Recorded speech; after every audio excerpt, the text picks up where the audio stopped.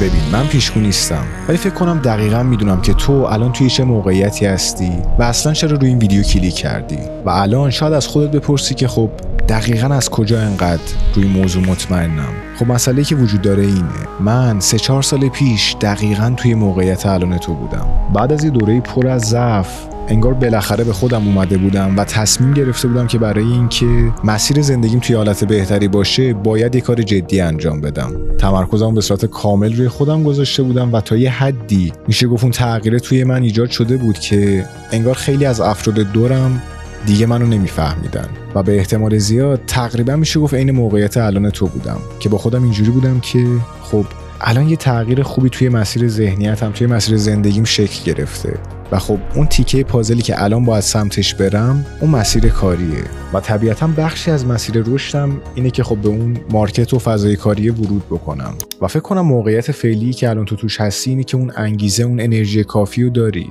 به معنای واقعی دوست داری توی اولین فرصت اون فیلد به خصوصی که میخوای توش فعالیت بکنی و پیدا کنی، واردش بشی و توش یه رشد خوبی رو داشته باشی. ولی خب یه مشکلی که وجود داره که منم خب توی اون مرحله داشتم اینه که هیچ کس نمیاد بدون حرف اضافه‌ای، بدون پیچوندن موضوعات، خیلی منطقی با زبون ساده این موضوع به توضیح بده. یعنی موقعیتی که من توش بودم یه موقعیتیه که فکر کنم میتونی باهاش یه همزادپنداری خوبی رو داشته باشی. یعنی من قشنگ یادمه توی اینستاگرام میرفتم و اون به قولی ویدیوهایی که لایف استایلای لاکچری و موضوعات این شکلی رو نشون میداد و میدیدم، یه 2-3 تا دیالوگ انگیزشی و با خودم اینجوری بودم که اوکی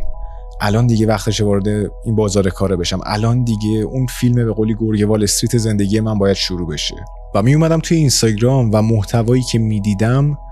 در رابطه با این موضوع به معنای واقعی به درد نخورترین محتوایی بود که توی زندگیم دیده بودم. یعنی اینستا رو وا می‌کردم میرفتم توی اکسپلور، ویدیوی اول یهو می‌دیدم یه آقای نشسته با زاویه 45 درجه اخم سنگین داره به یه گوشه نگاه میکنه که امیر بذار بهت بگم که چجوری تونستم توی 13 سالگی کوادرا بیلیونر بشم. و جوابی که میخوام بهت بدم جوابیه که اگه تو هم اجرایی بکنی بدون شک تو هم به همین موفقیت من میرسی. باید سخت کار کنی و باید ذهنیت پولساز داشته باشی. و من با خودم اینجوری بودم که خب حالا اشتباه هم نمیگی، میفهمم خب آره طبیعتاً طرز فکر درستی داشته باشی و سخت کار کنی خب تأثیر داره بدون شک، ولی خب الان من دقیقاً چه کاری انجام بدم؟ انگار هیچ مسیر واضحی به من نگفته بود، انگار یه سری حرف قشنگ بود با یه پکیجینگ کلی و من با خودم اینجوری بودم که خب حالا شاید ریلیز بعدیه بیشتر کمک بکنه. به احتمال زیاد ریلیز بعدی آدمی میاد که خیلی ریلکس، خیلی آروم، با کلی محبت میخواد به من یه آموزش کلی خوب در رابطه با بیزنس بده و حقیقت دورترین چیز ممکن از چیزی که الان گفتم می بود. میرفتم ریلیز بعدی و با همچین تصویر و دیالوگی مواجه میشدم. یهو میدیدم بدون اینکه یکی سلام بکنه ساعت آورده جلوی دوربین و سرم داره داد میزنه که میدونی ساعت من چقدر میارزه؟ ساعت من 20 میلیون دلار میارزه. از کل زندگی تو بدبخت میشره. و من رسما توی مظلوم ترین حالت ممکن اینجوری بودم که خب اصلا به من چه، اصلا من چیزی گفتم اصلا. و با توجه به اینکه این موضوعات خیلی کمک خاصی به من نمیکرد و از اون طرف هم من یکم سمشتر از این حرفا بودم که بخوام حالا چون دیتای مناسبی نیستش عقب بکشم، توی هر حالتی که میتونستم به قولی سعی کردم اون مسیر کاریه رو شروع بکنم. و قبل از اینکه بخوایم راجع به این موضوع صحبت کنیم که تو چجوری میتونی وارد این فضای کار بشی، بذار به سوالی که به احتمال زیاد توی ذهنت هست جواب بدم. ویتو اصلا چرا این موضوع باید از تو یاد بگیرم؟ یا حالا اگه بخوایم سوالو به فرمت دیگه بگیم، ویتو تو دقیقاً چه تجربه‌ای توی این دنیای کار داشتی که احساس می‌کنی که اصلا توی این موضوع میتونی به من کمک بکنی؟ توی اول مسیرم توی شرکت تأسیساتی به عنوان یک کارشناس فروش فعالیتم رو شروع کرده بودم. یه حالت کارآموزی طوری هم میشه گفت به قولی داشتش که حالا تجربه‌های خیلی زیاد و خوبی به من داد. حداقل کاری که واسم انجام داد این بودش که تا یه حدی اون ترس اجتماعیمو ریخت و یه کاری کرد که با نشنیدن به قولی خیلی مشکل خاصی نداشته باشم که حالا توی ادامه مسیر رو صحبت بهت میگم که چرا این موضوع اصلا مهم بود. و همزمان که حالا هم دانشگاه بودم، هم زبان یاد میگرفتم، هم اونجا کارآموز بودم، داشتم سعی میکردم یه چند تا حرفه دیگه هم یاد بگیرم. یعنی تا حدی همین الانم واسم سواله که چرا این کارو انجام دادم، ولی حالا خوشحالم این کارو انجام دادم. اون موقع همزمان با همه اینا کتاب 600 صفحه‌ای MBA داشتم میخوندم، کتابای فروش رو میخوندم، در رابطه با کپی رایتینگ منتورشیپ‌های مختلف میدیدم و یاد میگرفتم. و از یه جایی به بعد که متوجه شده بودم که اون شرکت داره با یه سری تیم‌ها صحبت میکنه برای بحث تولید محتواش، اینجوری بودم که خب منم میتونم این کارو انجام بدم. رفتم با مدیر اون شرکت صحبت کردم، گفتم تولید محتواتون رو من فکر کنم میتونم جلو بیارم. بالاخره من نسلی بودم که با این پلتفرم‌ها بزرگ شدم، تا یه حد خوبی محتوا و ساختارش رو میفهمم. از اون طرفم اون حرفایی که یاد گرفتم مثل کپی رایتینگ و موضوعات این شکلی هم کنار تولید محتوا میاد. از اون طرفم فی خیلی زیادی ازتون نمیگیرم. یه پروژه اولیه هم برای من هست. کارو توی اون حوزه جلو بردم، یه تیم کوچیکی برای خودم ساختم و قشنگ توی حالت خیلی اولد اسکولی. اینجوری نبودش اون موقع که بگم برای گرفتن پروژه مثلا نمونه کار میذاشتم و موضوعات این شکلی. خیلی روک اولد اسکول ترین حالت ممکن. میرفتم یه جایی که مثلا برای مثال صنف نورپردازی و موضوعات این شکلی بود، مثلا سمت لاله‌زار، مغازه به مغازه میرفتم، از 100 تا مغازه‌دار میپرسیدم که تولید محتوا می‌خواید براتون انجام بدم، که حالا کم کم هم بهتر میشد. اولیا رو خیلی روک میرفتم که طبیعتا مثلا خیلی روک اون شکلی رفتم توی مغازه که بدون اینکه سلام بگی، حالا سلام میگفتم، ولی مثلا بدون اینکه بخوای اون مخاطب رو آماده بکنی یهو بیای بهش بگی که خب می‌خوایم براتون تولید محتوا بکنم، به احتمال زیاد نهای زیادی میشنوی. بعد مثلا کم کم یکم اون روتینه اومد توی ذهنم که نه، اول یکم صحبت بکن، گپ بزن، بعد بیا سعی کنی موضوع پرزنت بکنی. تو مرحله خیلی اصلا توی پرزنت کردن و صحبت کردن و فروش و بحث این شکلی انگار هنوز به اون شکل راه نیفتاده بودم. با توجه به اینکه اول مسیر بود، اون اعتماد به نفس کافیه رو نداشتم. ولی خب یه چیز خوبی که داشتم این بودش که نترسیدم. خیلی واسم مهم نبود نه بشنوم. یعنی فکر کنم توی یک روز تقریبا به 100 تا مغازه‌دار اون ایده از کاری که انجام میدم و گفتم. شاید 90 تاشون 92 نفرشون نگفتن، ولی همون 8 نفری که میشه گفت شاید و موضوعات این شکلی میگفتن و می‌خواستم فکر بکنم برای من کافی بود که همینجوری ریز ریز یه سری کارا رو جلو بیارم با فی خیلی کم، تا حالا کم کم توی موضوعات مختلف حرفه‌ای‌تر بشم و پروژه‌های بزرگتری رو بتونم بگیرم. و از اون طرف چون که خودم هم توی اون بخش اصلی مسیر رشد فردیم بودم، چون دائما دنبال پیشرفته بودم، این که هی چیزای بیشتری یاد بگیرم، توی اون کاری که هستم بهتر بشم. حالا توی پادکست کوزی کردنم راجع بهش صحبت کرده بودم. از طریق کامیونیتی‌های مختلف تونستم اون نتورکم و حتی توی مارکت بین‌المللی یکم بهتر بکنم. توی اون مرحله در حدی نبود که بگم با برندهای بزرگ به صورت مستقیم در ارتباط بودم، یا بهتر بگم پرسونال برندهای بزرگ، ولی خب باز یه نتورک خوبی رو به من داده بود و یه راه ارتباطی تونستم پیدا بکنم با تیمی که میشه گفت یه جورای مغز متفکر پشت برندایی بودن که توی 2022 بیشترین رشد ممکنه داشتن. یعنی افرادی که حالا اون سال ترند رو یادشونه میتونن حدس بزنن که چه چهرهایی بودن که توی اون سال چندین میلیارد ویو میگرفتن، نه در سال، در ماه. و میگم یه جورایی یکی از بهترین تجربه‌های آموزشی بود، چون انگار مسیر دنیا یه جوری چیده شده بود که مستقیم رفته بودم و رسیده بودم به شخصی که قشنگ مغز متفکر پشت همه این برندها بود و واقعا هم یکی از بهترین تجربه‌های کاریم بود، چون بیشترین دیتا رو میشه گفت از اون شخص من استخراج کردم. متدایی که واقعا هیچ جا راجبشون به اون شکل صحبت نمیشه. یه سری از افراد هستن که میتونن بالاخره به اون متد برسن، اما اون چارچوب اصلیه یه جوری چارچوب دیوونه کننده ایه که اون تجربه حالا میشه گفت فعالیتم با اون تیم، این که بالاخره یه بخشی از اون کارا رو جلو می آوردم، این که میدیدم که توی محتوای یه سری از افراد بزرگ دخیل هستم، به قولی میشه گفت اون اعتماد به نفس کافی رو به من داد که دیگه به قولی نه توی پرزنت هم یه حالت میشه گفت خجالتی نمیشه گفت، ولی به قولی توی اون پرزنت هایی که دارم خیلی پرتر بیام، چون دیگه این موضوع میدونستم که اون اطلاعاتی که من دارم و اون سرویسی من ارائه میدم سرویس با ارزشیه. دیگه کم کم میشه گفت اون افرادی که باشون کار کردیم افراد پخته تر و بهتری بودن و فکر کنم بهترین مثالی هم که وجود داره برای اینکه نشون بده که چقدر اون اطلاعات و اون تجربه کاری که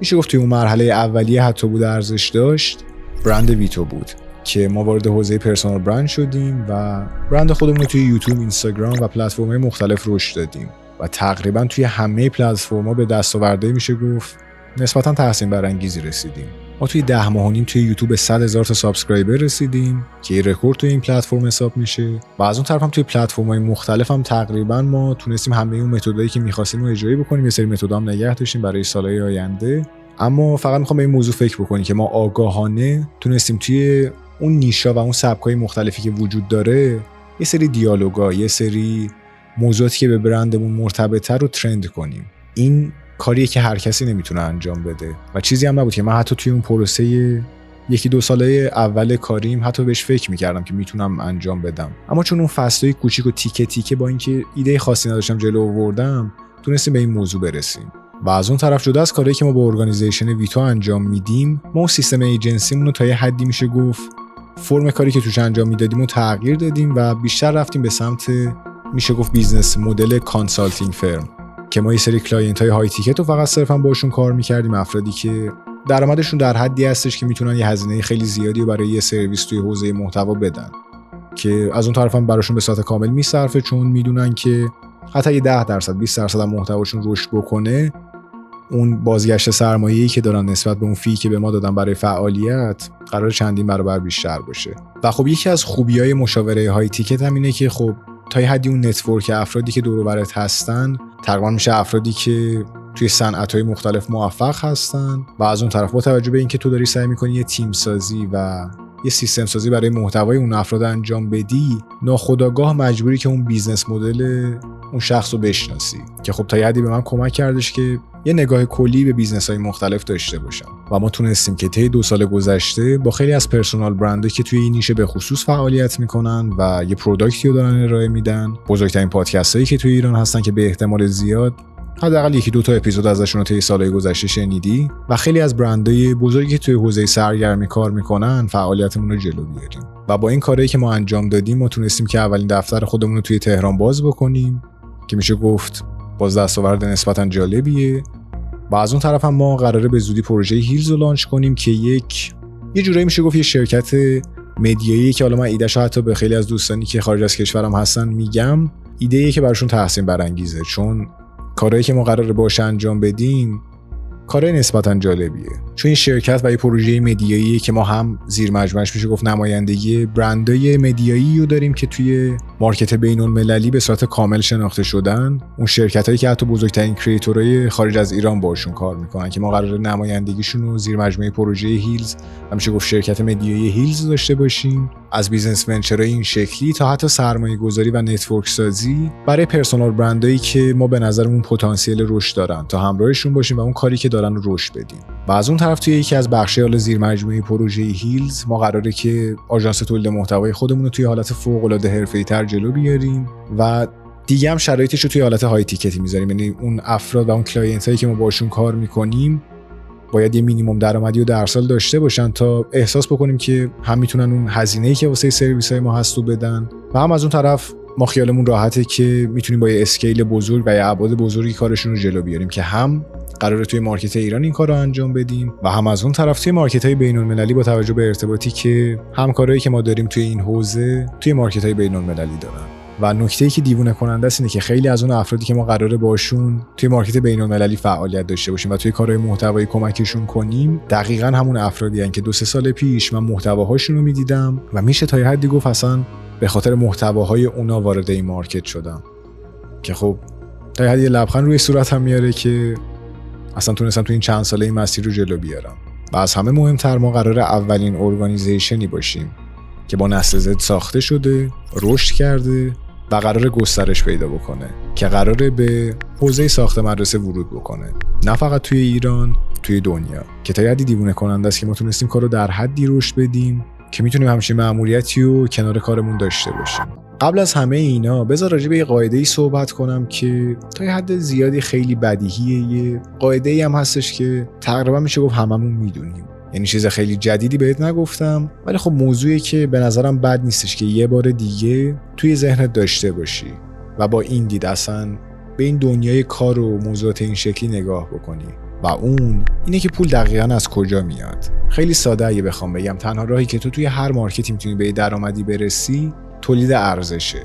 با اینکه خیلی بدیهیه پول یه چیزی نیستش که ما میتونیم بسازیم، ما صاحب بانک نیستیم که برای مثال پول پرینت بکنیم. تنها راهی که میتونیم به یه درآمدی برسیم و اون سرمایه‌ای که داریم و افزایش بدیم اینه که یه شخصی پولشو به ما بده. چجوری اون پول قراره به ما بده؟ در ازای یه ارزشی که ما برای اون شخص ایجاد کردیم. میتونه یه ارزشی باشه که بهش کمک میکنه که وقت سیو کنه، توی بیزنسش رشد کنه، خودش به درآمد بیشتری برسه، یعنی به ما یه پولیو داده، ما یه سرویسی رو ارائه دادیم که باعث شده درآمدش بیشتر بشه، یا در ازای دادن این محصولی که یا بهش نیاز داشته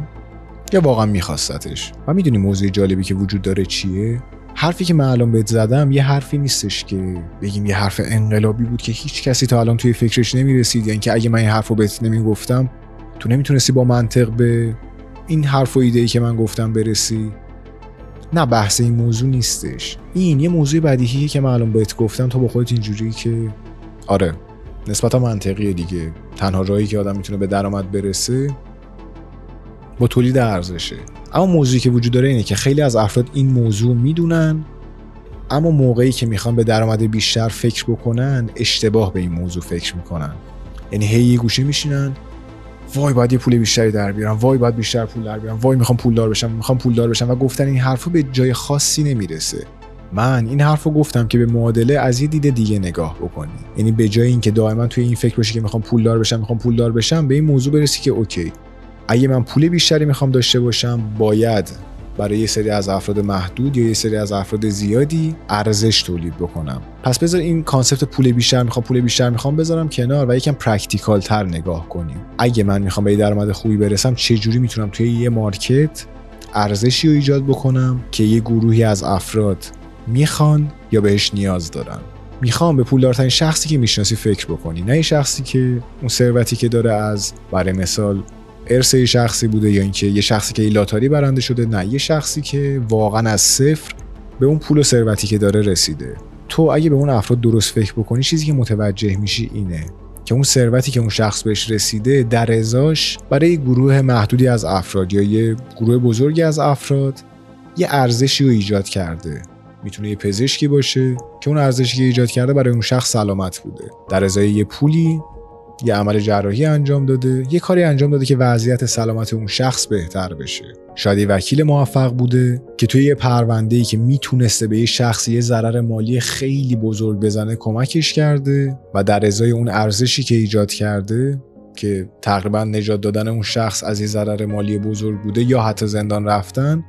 یه پولی رو دریافت کرده. یا حتی اون شخصی که میبینی حالا توی پلتفرم‌های مختلف مثل یوتیوب یا اینستاگرام فعالیت میکنه توی حوزه سرگرمی، ارزشی که اون شخص ایجاد کرده میشه شاید این موضوع باشه که صرفاً یه شخصی که حال خوبی نداشته رو خندونده و به واسطه اون موضوع تونسته توجه روی خودش بیاره و راه درآمدیش از طرف شرکتایی که تبلیغ میکنن نه که اون ارزشی که ایجاد میکنه اینه که توجه میتونه روی محصولشون بیاره. با مدیر مارکتینگ یه شرکتی صحبت میکنه، میگه که من پیجم یه پیج بزرگه، من میتونم نگاه 1 میلیون نفر رو روی محصولتون بیارم.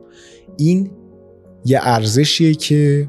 در ازاش میتونه درخواست پول زیادی بکنه. پس اولین کاری که میخوام انجام بدی اینه که یه شیفت ذهنی داشته باشی و به جای اینکه تمرکزت رو روی پول بذاری، تمرکزت رو روی این موضوع بذاری که چه جوری میتونی توی یه مارکتی تو ارزش تولید بکنی. یا به یه فرمت دیگه اگه بخوام بگم، چه جوری میتونی یه آدمی باشی که ارزشمنده. و از اون طرف دلیل اینکه این صحبت رو جلو آوردم و اینو واقعا توی حالا دوستانه ترین حالت ممکن میگم، اصلا صحبتایی که تایمای انگار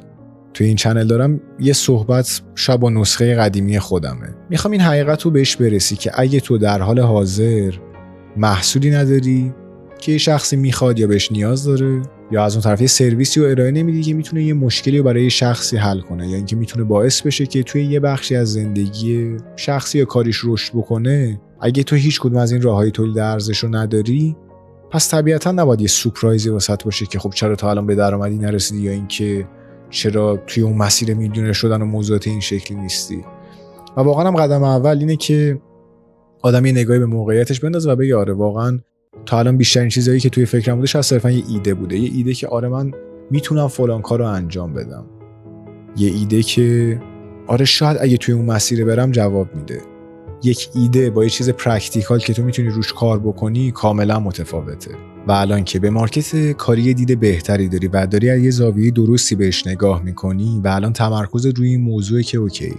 الان چجوری میتونم یه ارزشی توی مارکت ایجاد کنم و توی ابعادی انجامش بدم که یه آینده کاری و مالی خوبی پیش روم باشه. حالا بذار باید راجع به 4 تا مسیر کاری که میتونه پیش روت باشه برای تولید ارزش، یا 4 فرمت تولید ارزش، شاید اینجوری بهتره بگم، یه صحبت کلی داشته باشیم. راه اول تولید ارزش و اون مسیری هم که اکثر افراد باهاش آشنایی دارن، فروش محصول فیزیکیه. و محصول فیزیکی فکر کنم نیاز به توضیح خاصی نداره، تقریبا هر چیزی که دور و برمون هست خب یه محصول فیزیکیه که بالاخره توی بازه زمانی به ما فروخته شده.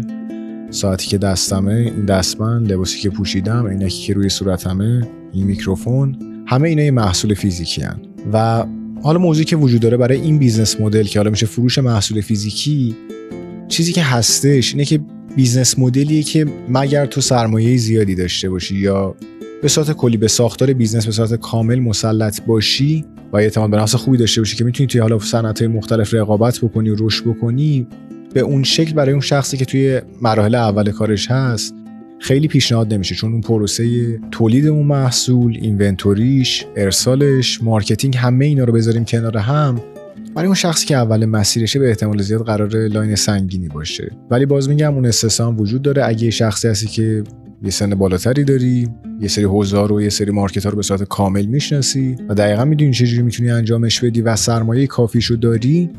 به احتمال زیاد میتونه یه لاین خوبی باشه. ولی باز از دید من و خیلی از افراد دیگه لاین نمیشه گفت، یه جورایی پر ریسکیه، مگه اینکه این بیزنس مدل رو توی حالتی جلو بیاری که درگیر یه سری از بخشای کار که میتونه برای شخصی که اول مسیر سخت باشه نباشی. یکی از این راه‌ها اینه که یه افیلیت مارکتر باشی، بری با یه برندی صحبت بکنی، بگی که من یه پیشنهادی براتون دارم، یه پیشنهادیه که نه ریسکی برای شما داره نه برای من و به صورت کامل دو سر برده. من دنیای محتوا رو میفهمم، من محصول شما رو میرم پروموت میکنم، به من یه لینک افیلیت بدین که در ازای هر فروشی که من انجام دادم 1% از اون مبلغی که کاربر پرداخت کرده رو به عنوان پاداش یا به عنوان کمیسیون من بگیرم. و به این کانسپت میگن افیلیت مارکتینگ که حالا میتونی به فرمت‌های مختلفی انجام بدی. یه سری از برندها اصلا لینک افیلیشن دارن، میذاری توی بایو پیجت، پروموتش میکنی، هر شخصی که محصول بگیره 1% بهت میرسه، نه درگیر ارسالش میشی نه درگیر تولید محصول میشی و موضوعات این شکلی.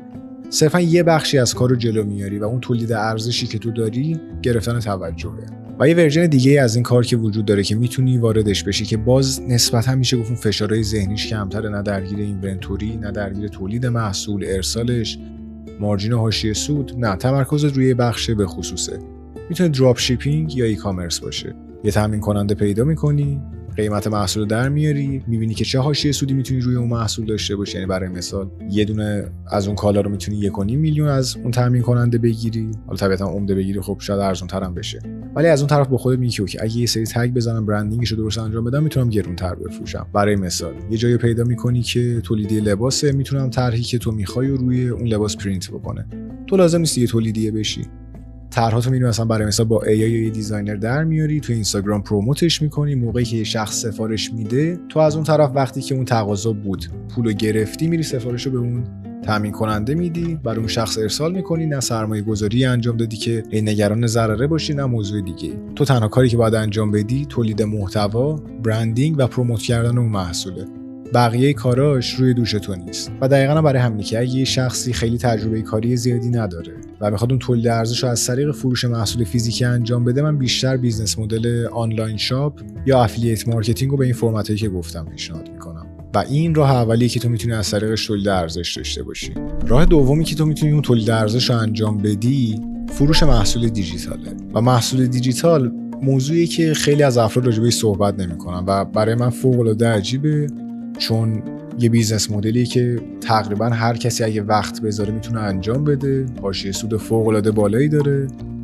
و از اون طرف نه درگیری تولید به اون شکل داره، نه از اون طرف درگیری ارسال و موضوعات این شکلی که یه بیزنس فیزیکی باشون قراره درگیر باشه. حالا محصول دیجیتال چیه؟ محصول دیجیتال محصولیه که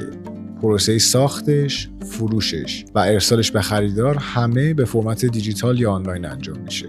برای مثال بگیم که تو یه دیزاینر هستی، تو میتونی یه سری پک آماده بکنی، یه سری پک فونتایی که هر کسی بهشون دسترسی نداره و فونتایی این که خاص و یونیکن، یه سری پک آیکون 3D، شاید یه پک UI کیت یا یه سری پک دیگه‌ای که تو احساس می‌کنی میتونه به یه دیزاینر کمک بکنه که یا کوالیتی کارشو بیاره بالاتر یا زمانش سیو بشه. توی قالب پک یه بار وقت بذاری، یه بار بسازیشون، یه پرسونال برند، یه پیج رو رشد بدی، بیاریش بالا و اون محصول به صورت دیجیتال بفروشی که یه بیزنس مدل میشه گفت خیلی راحت و شیرینیه. و این فروش محصول دیجیتال توی خیلی حوزه‌های مختلف دیگه میتونه اتفاق بیفته. همین حالا قاعده‌ای که برای دیزاینر رو داشتم طبیعتاً برای افرادی که توی حوزه تدوین هستن هم میتونه اتفاق بیفته. بخوام حالا ذهنم به اشارهش بکشم، مثلا توی حوزه آموزش تو میتونی یه سری پک داشته باشی که میتونه به یه شخصی کنکوریه کمک بکنه، یه سری اگه مثلا آدم درسخونی هستی که بلدی یه سری نکات رو توی حالت خیلی ساده و مفیدی جمع آوری بکنی، میتونی این دیتا رو جمع آوری بکنی در قالب PDF، ویدیو، یه پیج رو رشد بدی، تولید محتوا بکنی و محصول رو بفروشی.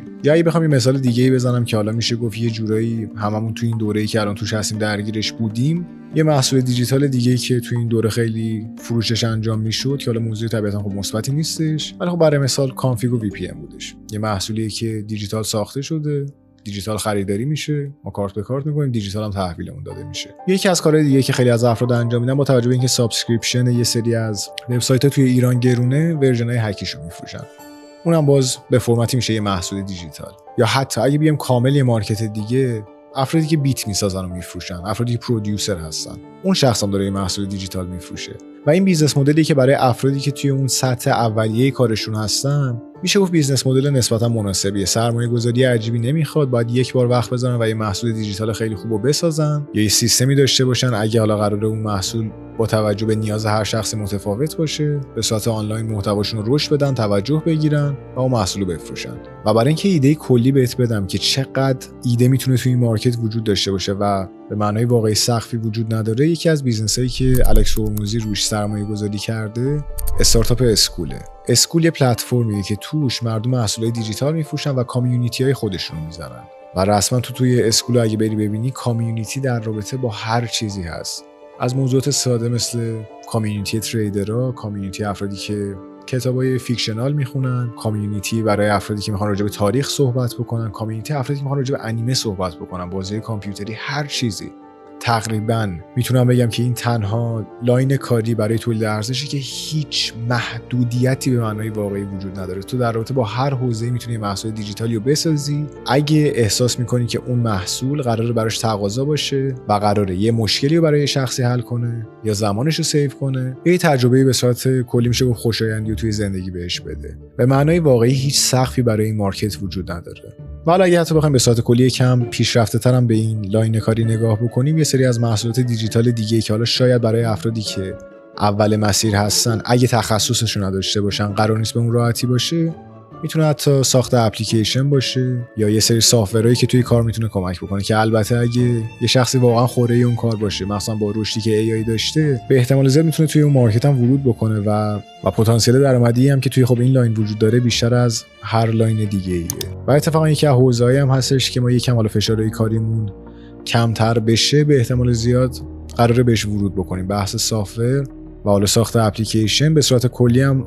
یه قراردادی هستش که اگه اونو ببندیم ما یه سرویسی رو قراره حالا برای افرادی که توی کار کانتنت کریشن هستن ارائه بدیم، توی حالا بحث‌های پروداکشن، یا از اون طرف به صورت کلی یه سری AI که میتونه به کریئتورها کمک بکنه که اونم میشه گفت خب به فرمتی محصول دیجیتال حساب میشه که حالا توی ویدیوهای آینده اگه راجع به این موضوع علاقه داشتیم راجع به اونم میتونیم یه گپی بزنیم که چجوری اصلا این کارا رو جلو آوردیم. راه سومی که برای تولید ارزش وجود داره که حقیقتش هم بگم راهی که من پیشنهاد میکنم، تولید ارزش توی فرم ارائه سرویسه، یا اگه بخوایم توی فرمت راحت‌تر بگیم فریلنسینگ. و فرمت فریلنسینگ این شکلیه که تو خود بیزنس هستی. تو هر چقدر روی خودت، روی حرفه‌ای که مسلط هستی بیشتر سرمایه گذاری بکنی، هر چقدر خودت رشد کنی، همونقدر بیزنس رشد میکنه. و دلیل اصلی هم که میگم این بیزنس مدل مناسب ترین بیزنس مدل برای افرادی که اول مسیرشون هستن اینه که یک ریسک آنچنانی نداره. یعنی تو اگه یه حرفه‌ای به صورت کامل یاد بگیری، حتی اگه نتونی یک کلاینت پیدا بکنی، حقیقتش بگم ضرر خاصی نداشتی. در بدترین حالت یه دسته کار توی کارتات هست، یکم آدم قوی‌تر و بهتری شدی و باهوش‌تر توی یه حوزه‌ای به خصوص. و از اون طرف میشه گفت پروسه و مسیر خیلی ساده و واضحی داره. اول از همه باید یه حرفه‌ای رو انتخاب بکنی که توی مارکت براش تقاضا هستش، حرفه‌ای که آینده داره، و از اون طرف هم با دسته کارتایی که توی زندگی بهت داده شده تا یه حدی مچه. مرحله دوم توی اون حرفه بهترین بشی و تا جایی که میتونی خودتو توی اون حرفه رشد بدی. بخش سوم یه پرسونال برند بسازی، تولید محتوا بکنی، توجه بگیری و سعی کنی اون سرویسی که ارائه میدی و بیاری جلوی چش اون مخاطب ایدئالی که داری. به همین سادگی. هیچ بخش پیچیده‌ای نداره، بیزنس به صورت کامل روی دوش توئه، نه بخش مدیریت تیم داره نه هیچ بخش دیگه‌ای. انتخاب حرفه، رشد توش و توش حتی بهترین شدن و پروموت کردن خودت، یه برند شخصی بسازی. این بیزنس مدل بهترین راه برای تولید ارزشه، مخصوصا برای کسایی که اول مسیرشون هستن. و پیشنهادی که من دارم اینه که خیلی از افراد از این مسیر وارد بشن و بعد موقعی که به یه تخصصی رسیدن بیان توی دسته 4 که الان میخوام بهت بگم و بعد از اینکه توی اون موضوع مسلط شدن دیگه به احتمال زیادی شخصی هستن که یه بیزنسمن یا یه بیزنس وومن خوب هستن دیگه، میتونن توی حوزه دیگه هم فعالیت بکنن. و راه 4 تولید ارزش میشه داشتن یه ایجنسی یا یه آژانس که تقریبا میشه همون کاری که به عنوان فریلنسر انجام میدی که ارائه یه سرویس، فقط توی اسکیل بزرگتر. توی سناریوی فریلنسینگ تو خودتون بیزنس هستی. تو اگه یه هفته مریض باشی یه هفته بیزنس تعطیله، همه چیز روی دوش توئه. تو اگه خودت رشد بدی بیزنست رشد میکنه. اگه لایف استایل و سبک زندگی به این مسیر رو به پایینی باشه بیزنست هم همونجوری رو به پایین قراره باشه. اما توی سیستم آژانس یا ایجنسی این شکلیه که فقط تو نیستی، باز یه سرویس، یه خدمات، یه ارزشی که میتونی تولید بکنی و انتخاب کردی توی اون حوزه، خودت به تسلطی رسیدی و از اون طرف مدیریت تیم و مدیریت پروژه و سیستم سازی هم بهش مسلط شدی و حالا فقط تو نیستی که داری اون کارو اجرایی میکنی. یه تیم از افراد هستن که هر کدومشون یه بخشی از کارو جلو میارن و از اون طرف موقعی که زمانت یکم آزادتر شده چون فقط تو نیستی و افراد دیگه هم دارن کارو جلو میارن، میتونی کلاینت‌های بیشتری بگیری و اگه اون سیستم سازی رو خوب انجام داده باشی میتونی به صورت کلی رشد بکنی. تقریبا میشه همون کاری که من اول مسیرم انجام دادم و الان داریم سعی می‌کنیم با تیم با توجه به اینکه اون دسته کارتایی که الان داریم دسته کارتای خوبیه توی ابعاد بزرگتری انجامش بدیم، که یعنی نه فقط توی ایران، توی مارکت بین‌المللی و نه توی اون رنجی که انجام میدادیم، هم لحاظ رنج قیمتی و هم از اون طرف مارکتی که به عنوان مخاطب داشتیم. الان هم مخاطبایی که انتخاب می‌کنیم و قبول می‌کنیم باید یه سری استانداردها داشته باشن. از اون طرف هم تقاضای مبلغ بالاتری داریم چون میدونیم که توی این سرویس و ارائه اون سرویس خوبیم و از اون طرف هم کردیبیلیتی کامل رو داریم و اون سیستم سازی هم داریم و میتونیم اون آژانسی که داریم رو رشد بدیم و حتی از یه جایی به بعد به حالتی برسیم که نه فقط بتونیم مثلا 10 کلاینت رو مدیریت کنیم، حتی 100 که اگه به اون مرحله 100 برسه دیگه از حالت ایجنسی خارج میشه، میره به سمت یه مدیا کمپانی که باز برای اون مسیری که ما می‌خوایم بریم مسیر منطقیه، چون به هر حال هم همین الانش هم اون پروژه‌ای که می‌خوایم لانچ بکنیم یه جوری یه پروژه مدیا کمپانیه. پس اگه بخوایم یه خلاصه از صحبتمون تا الان بگیم، توی مرحله اول صحبت ذهنیت تو سعی کردم نسبت به پول تغییر بدم، به جای اینکه هی اینجوری باشه که من دنبال پول هستم، پول می‌خوام، موضوعات این شکلی، بفهمی که تنها راهی که تو میتونی به پول برسی اینه که یه شخصی اون پولو به تو بده. چجوری اون پولو قراره به تو بده؟ اگه توی ارزشی ایجاد بکنی که قراره به صورت کلی تجربه زندگی اون شخص رو بهتر کنه، زمان براش سیو کنه، بیزنسش رو رشد بده، یا اینکه نه توی بخش از زندگی اون شخص بهتر بشه. از اون طرف یه گپ کلی داشتیم با هم در رابطه با همه راهایی که یه شخص میتونه تولید ارزش بکنه در قالب یه بیزنس، که اون 4 تا راهی که گفتیم تقریبا همه بیزنسایی که تو میتونی بهشون فکر بکنی و زیر مجموعه خودشون داره، از یه شخصی که صرفاً داره توی بازار سیگار میفروشه تا یه شرکت میلیارد دلاری، همه‌شون زیر مجموعه یکی از 4 تا مدلی که بهت گفتم هستن، یا فروش محصول فیزیکی، محصول دیجیتال، اگه بخوایم توی ابعاد یک نفره بگیم، یا بیزنس‌های یک نفره، فریلنسینگ، یا یه آژانسی که یه سرویسی رو داره ارائه میده. تمام ساختار بیزنس اینه و تو اگه میخوای به درآمد برسی باید به یکی از این 4 تا روش توی یه مارکت به خصوص تولید ارزش کنی. حالا یه موضوعی هستش که تو باید توی فکرت داشته باشی توی ادامه مسیر، موقعی که میخوای به یکی از این لاینای کاری ورود بکنی. یه موضوعی که وجود داره اینه که اول مسیر یه چیزی که باید تقریبا میشه گفت بهش آگاه باشی و دائما توی ذهنت این موضوع تکرار بکنی، اینه که توی اون دوره اول مسیر کاریت تو خود بیزنس هستی. و بذار بهت بگم که منظورم از این حرف چیه. تو اگه توی سال‌های آینده همه چیز درست جلو بیاری و دیگه از چند سال بعد تیم خودت رو داشته باشی، حالا اگه علاقه‌مند هستی به این موضوع که بیزنس خودت رو داشته باشی، موقعی که به اون مرحله برسی، برای مثال 10 نفر 20 نفر توی اون ارگانیزیشنی که تو داری، اون شرکتی که داری فعالیت بکنن، کل بار خروجی بیزنس روی دوش تو نیستش. اما الان شرایط تا یه حدی فرق داره. الان کل بیزنس توی اون مرحله اول تو اگه بخوای آنلاین شاپ داشته باشی، مسئول مارکتینگ اون بیزنس تویی، کسی که باید روی پروداکت کار بکنه تویی، فروشنده اون بیزنس تویی، کل بیزنس تویی، همه چیز روی دوش توئه. تو اگه یه هفته مریض باشی بیزنس یه هفته تعطیله. یا حتی برای مثال یه موضوعی که خیلی از تایما حالا برای من عجیب بودش، من فکر کنم توی یه سری از ویدیو میگفتم که مدیتیشن یکی از موضوعاتیه که روی بیزنست به صورت کامل میتونه تاثیر مستقیم داشته باشه و مسیر کاریت. و خیلی میگفتن که نه چه ربطی داره مدیتیشن، چه ربطی داره، چه اینو به اون ربط میدی و موضوعات این شکلی.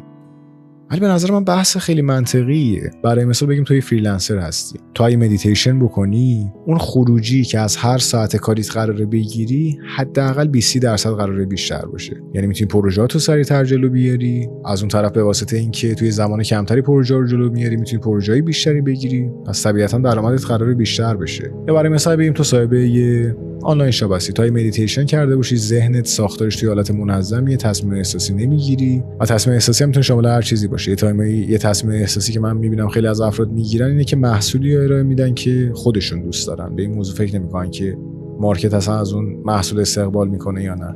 ولی تو مدیتیشن کرده باشی، ذهنت توی حالت منطقی فکر میکنه، خشک تصمیم درست رو میگیره. پس به واسطه مدیتیشن تو آدم بهتر و منطقی تری شدی، بیزنست هم بهتر میشه. و تا یه حدی هم فکر کنم منظورم از این صحبت فهمیدی. توی مرحله فعلی که تو الان توش هستی، تو خودتون بیزنسه ای. پس بهترین سرمایه گذاری که تو الان میتونی روی کارت انجام بدی، اون سرمایه گذاریه که روی خودت انجام دادی. یعنی من فکر کنم یکی از بهترین تصمیمایی که از همون اول مسیر کاریو میشه گفت رشد فردیم گرفته بودم این بودش که با اینکه اصلا درآمدی که داشتم اصلا درآمد زیادی نبودش. یعنی موقعی که کارآموز فروش بودم، اون حقوق کارآموزی که میگرفتم ماهی 5 میلیون بودش که خب طبیعتاً مبلغ زیادی نیستش. ولی کل اون هزینه رو تا جایی که ممکن بود روی خودم سرمایه گذاری می‌کردم. یعنی چه اینکه مثلا برم انقلاب کتابای مختلف بگیرم، چه یه منتورشیپی که توی یه حوزه‌ای میتونه بهم کمک بکنه. یعنی حتی اگه از اون مرحله هم بیایم جلوتر، اون بازه زمانی که من داشتم سعی می‌کردم تمرکز کاملم روی این موضوع بذارم که دنیای محتوا و کانتنت مارکتینگ رو بهتر بفهمم، کپی رایتینگ، هر چیزی که زیر مجموعه اون موضوع میشه. یعنی به معنای واقعی هر فرصتی که جلوم میومد که احساس می‌کردم حتی 5% توی اون کار میتونه منو بهتر بکنه، بلافاصله حاضر بودم، مثل اون گیفی که هستش یکی داره کارتو میکوبه روی میز، با کمال میل حاضر بودم که اون سرمایه گذاری رو انجام بدم، چون میدونستم که اون پول صرفا یه پولی نیست که خرج شده، یه سرمایه گذاری روی من و خب بلند مدت‌تر روی کارم و مسیر کاریم بوده. و حتی اگه این موضوعات رو بذاریم کنار و یکم کلی‌تر نگاه بکنیم، سرمایه گذاریایی که من انجام دادم روی این که صرفا فن بیانم بهتر بشه، اون مبلغایی که هزینه شده اصلاً اهمیت نداره. چون من اگه فن بیانم 10%، 20%، 30% بهتر شده باشه به واسطه اون آموزشایی که دیدم، اون برگشت، اون ROI که قرار داشته باشه، ROI اصطلاح که حالا توی بیزنس استفاده میکنم میشه Return on Investment، اون ROI که من قرار داشته باشم خیلی بیشتر از اون هزینه‌ای که کردم. چون اون فن بیان توی بحث نتورک به من قراره کمک بکنه، چون اگه بتونم اون ایده هایی که دارم، فکرایی که توی ذهنم هست رو بهتر پرزنت بکنم، میتونم با افراد بزرگتری کانکت بشم توی بحث پرزنت کردن، حالا برای فروش یه محصول، یا اینکه نه توی بحث مشاوره و کاری که انجام میدادیم به احتمال زیاد قراره دیلای بهتری داشته باشم. یا مثلا برای ماموریتی که ما داریم، من اگه بتونم با یه فن بیان بهتری جلوی دوربین بیام و اون ایده ها و اون فکرایی که میخوام آموزش بدم و بهتر توضیح بدم، حتی اگه من بتونم 10%، 20% افراد بیشتری و زندگیشون رو تحت تاثیر قرار بدم، آیا ارزش اون سرمایه گذاری که من روی موضوع فن بیان داشتم و نداشته؟ 100% داشته. و موضوع جالب اینه، حالا جدا از اول مسیر، که من معتقدم واقعا آدم باید این روتین رو توی خودش بذاره و این ذهنیت رو داشته باشه که برای رشد خودش راحت خرج کنه. همونقدر راحت که مثلا یه کافه، یه رستورانی با دوستات میری، اون چیزی که میخوای سفارش میدی، کارت میکشی، باید 10 برابر راحت‌تر، اصلا بدون هیچ گارد خاصی روی خودتون سرمایه گذاری رو انجام بدی. هر چقدر هزینه‌اش میشه، اگه احساس میکنی حتی 10% میتونه تو رو بهتر بکنه، 10% بلند مدت توی دنیای کار و حتی زندگی شخصیت خیلی خیلی خیلی ارزش زیاده. جدا از حتی اول مسیری که به نظر من هر شخصی باید این کارو انجام بده، حتی به نظر من بلند مدت، حالا برای کسایی که توی مسیر کاری جلوتر هم اومدن، یه چیزی که اتفاق میفته اینه که خیلی از افراد فکر میکنن چون جلو اومدن دیگه الان لازم نیست اون سرمایه گذاری رو روی خودم انجام بدم. اما اتفاقا به نظر من توی اون موقعیت اگه بیشتر نباید باشه سرمایه گذاری روی خودت، کمتر هم نباید باشه. چون برای مثال یه چیزی که وجود داره، درسته من الان نسبت به نسخه 3-4 سال پیشم یکم حالا توی یه سری از ابعاد کار بهتر شدم، ولی این موضوع مهر تایید به من نمیده که اوکی دیگه الان کارتو بلدی، الان دیگه نباید روی خودت سرمایه گذاری کنی. نه، اتفاقا من الان باید بیشترین سرمایه گذاری روی خودم انجام بدم، چون یعنی رسما الان توی مارکتی که من وارد شدم 10 شرکت هستن که اندازه سن من توی اون مارکت‌ها فعالیت داشتن، سرمایه‌شون از من خیلی بیشتره، تجربهشون از من خیلی بیشتره، تقریبا دسته کارتایی که اونا دارن اونا رو آماده کرده که منو توی اون رقابت ببلعن. اما من چون با دسته کارتایی که دارم خوب بازی میکنم و یه سری دسته کارتا رو به خودم اضافه کردم که میتونه ارتباطاتم باشه، پرسونال برندم، و این موضوع که مشتاق به یادگیری دوباره و بیشتر و بیشترم، میدونم با اینکه شاید منطقاً من نباید بتونم با اون افراد رقابت بکنم چون اون آدم کوچیکم توی دنیای اون افراد، ولی باز میدونم که اون شانس رو دارم و میتونیم اون کار رو جلو بیاریم. پس فکر کنم با موافقه. بعد از صحبتی که داشتیم، مهمترین کاری که میتونی برای ادامه مسیر کاریت انجام بدی بحث سرمایه گذاری روی خودته. بهت قول میدم که اگه این کار رو انجام بدی، یه لاینیو که توی این ویدیو رو بهش صحبت کردیم و انتخاب بکنی، تو اون حرفه‌ای که لازم داره به تسلط برسی و واقعا صدتو بذاری، مطمئنم که میتونی به اون خروجی ایدئالی که میخوای برسی، هر چقدر هم شرایط سخت باشه. و شاید ازم بپرسی که خب الان قدم اولی که برای اون سرمایه گذاری روی خودم میتونه مفید و کمک کننده باشه چیه؟ خب ما اگه بخوایم منطقی و خشک و واقعی به این سوال فکر بکنیم، یه چیزی که تقریبا میشه گفت بین همه بیزنس مدلایی که ما داشتیم صحبت میکردیم مشترک بود،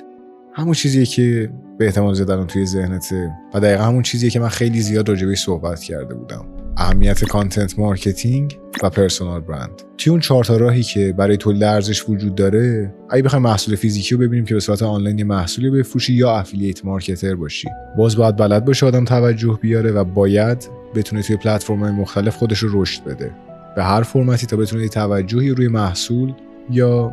اون محصولی که افیلیتش هست بیاره. ما اگه بخوایم سناریوی محصول دیجیتال رو در نظر بگیریم، اونم فکر کنم خب باز تا یادی واضحه، اون که دیگه کامل توی دنیای دیجیتاله و طبیعتاً توی بحث بازاریابیش باید بتونیم به صورت آنلاین توجه بگیری. اگه فریلنسر رو بخوایم در نظر بگیریم، تا اگه توی حرفه‌ای بهترین باشی واقعاً، یعنی سرویسی که ارائه میدی و هیچ کس حتی نزدیک بهش هم نیست، باز اگه کسی نشناستت خب فایده خاصی نداره. اگه بخوایم سناریوی ایجنسی هم در نظر بگیریم، تو باز باید بلد باشی که از طریق محتوا یه توجهی روی اون سرویسی که ارائه میدی بیاری. و از اون طرفی مثال برای همه بیزنس مدل‌های دیگه هست. پس اگه هنوز تصمیم نگرفتی که می‌خوای از چه طریقی تولید ارزش رو انجام بدی،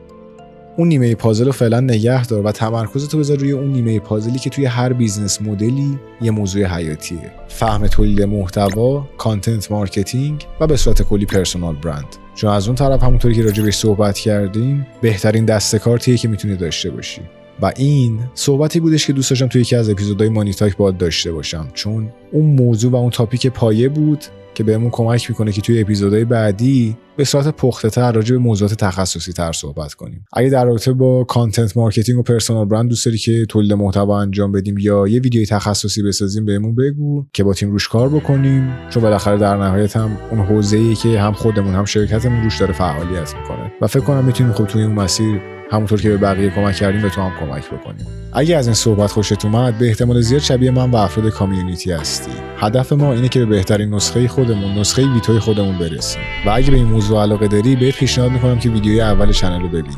و به رسم قدیم، مثل همیشه یادت باشه: درد یا لذت کاری که انجام میدی نمیمونه، اما افتخار شرمندگیش داره. I'm like a top prospect, then went straight to league. Really want her, but I know she'll never wait for me. The world cold, lately hate becoming blatantly. How you gon' save face when you two-faced? I see